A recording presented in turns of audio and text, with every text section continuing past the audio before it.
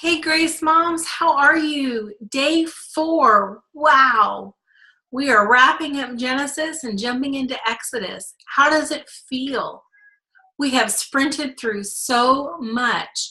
And I just want to look at a passage that I'm sure you've most likely heard about before, but it really bears checking into. Are you ready? Let's turn to Genesis chapter 45. We know that Joseph was sold into slavery by his brothers, underwent horrible things, ended up being accused, sent to prison, unjustly so, and then being raised and elevated to second in command because God had given him favor. But it took years and years and years of waiting in prison for that to happen.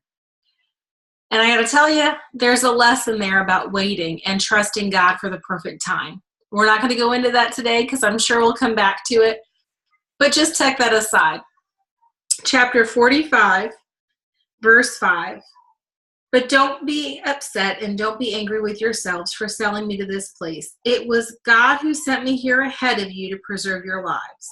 This famine that has ravaged the land for 2 years will last 5 more.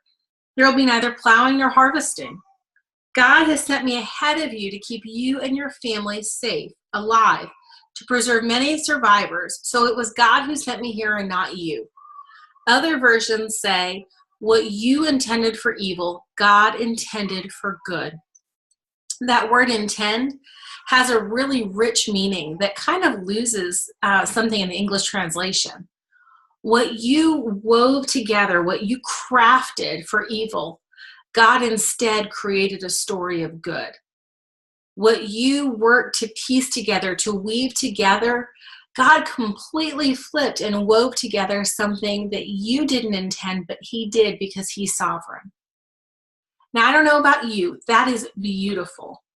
And then we have a verse that goes into the fact that Joseph forgave his brothers.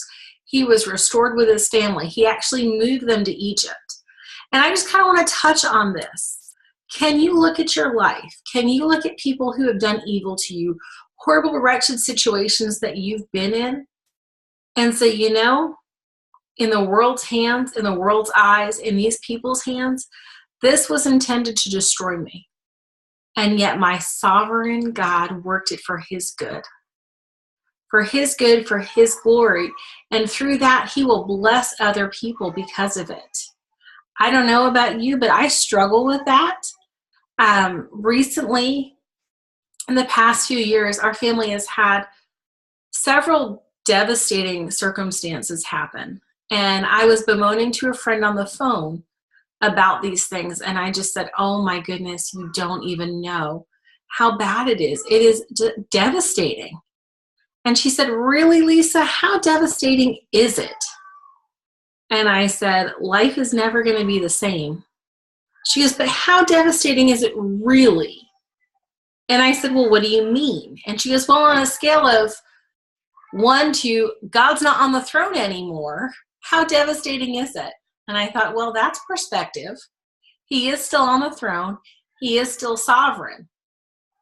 So on a scale of 1 to I can't handle it to 5, my God can't handle it, how bad is it really? And the answer is never 5 because God can handle everything and God is still sovereign. And no matter how bad it got for Joseph, he trusted that God was with him. In fact, there was a verse a couple chapters back where it said God was with Joseph in prison. God doesn't always see fit to keep us from those places. But as we learned about with Jacob, God is always with us. He hears us in our distress, and he has never left us. That same theme holds true for Joseph here. And that's what he's able to tell his brothers. And through his imprisonment, through his time there, he was strategically placed to be a deliverer for multiple nations who would have starved to death otherwise. God sees the greater picture, and we have to trust him in the waiting.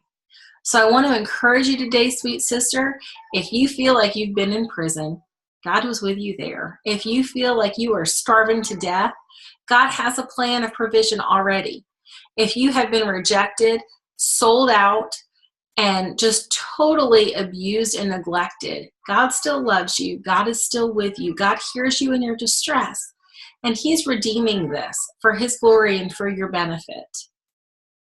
Hold tight to these promises that we're learning as we read about these stories. Be encouraged. Be blessed. You are His. Have a good day, and I'll see you tomorrow.